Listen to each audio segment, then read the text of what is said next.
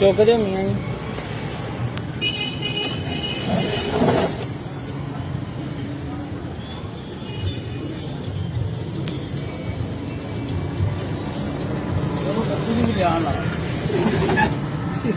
मियाँ जी बच्ची नूं कड्डो बाहर।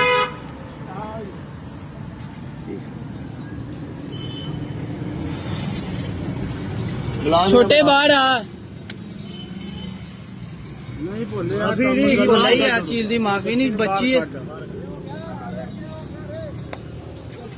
बाहर कड्डो। शर्म नहीं आती, शर्म नहीं आती। मैं कुछ नहीं कसम खुदा दी। बस उधर बाहर आ। बेटा बाहर आ, कपड़े पहन, बाहर आ। मैं कुछ नहीं किया कसम बाहर आ। बाहर आओ मियाँ जी। बेटा कपड़े पहन के बाहर आ जल्दी। कपड़े लगाए अब कुछ भी नहीं लुआया। चल चल चल, कोई नहीं, काटने तेन।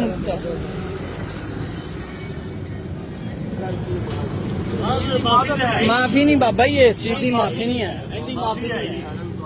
बच्ची वेखो, ਤੁਹਾਨੂੰ शर्म नहीं आन दी। बच्ची कितों है? बच्चा हॉस्पिटल ਦੇ ਵਿੱਚ ਹੋਏਗਾ ਨਹੀਂ। ਇੱਥੇ ਬਾਬਾ ਸਲੀਮ ਨਹੀਂ ਬੈਂਦਾ, ਉਹਦਾ ਭਰਾ ਜਿਹੜਾ ਜਹਾਂਗੀਰ ਡਾਕਟਰ, ਉਹਦੀ ਕੁੜੀ, ਉਹਨੂੰ ਵੀ ਬੁਲਾਓ, ਫੋਨ ਕਰੋ ਉਹਨੂੰ। कपड़े क्यों लगाए? ਇਹ ਨਾਲੇ ਡਾਕਟਰ ਜਹਾਂਗੀਰ ਨਹੀਂ, ਜਹਾਂदेव के ਕੀ ਨਾਮ ਹੈ? ਬੱਚੀ ਨੂੰ ਅੰਦਰ ਲੈ ਕੇ ਗਏ, ਕੱਪੜੇ ਲਾਏ ਹੋਏ, ਤੁਸੀਂ ਕੁਛ ਨਹੀਂ ਕੀਤਾ। ਕਿਉਂ ਲੈ ਕੇ ਗਏ ਅੰਦਰ? ਇਹ ਗਲਤੀ ਦੀ ਮਾਜ਼ਰਤ। ਡਾਕਟਰ ਨਹੀਂ ਦਾ ਜਿਹੜਾ ਯਾਰ ਇੱਥੇ ਸਰਕਾਰੀ ਹਸਪੀਟਲ ਡਾਕਟਰ ਹੈ, ਉਹਦੀ ਬੇਟੀ ਹੈ। ਉਹ ਨਹੀਂ, ਬੱਚੀ ਠੀਕ।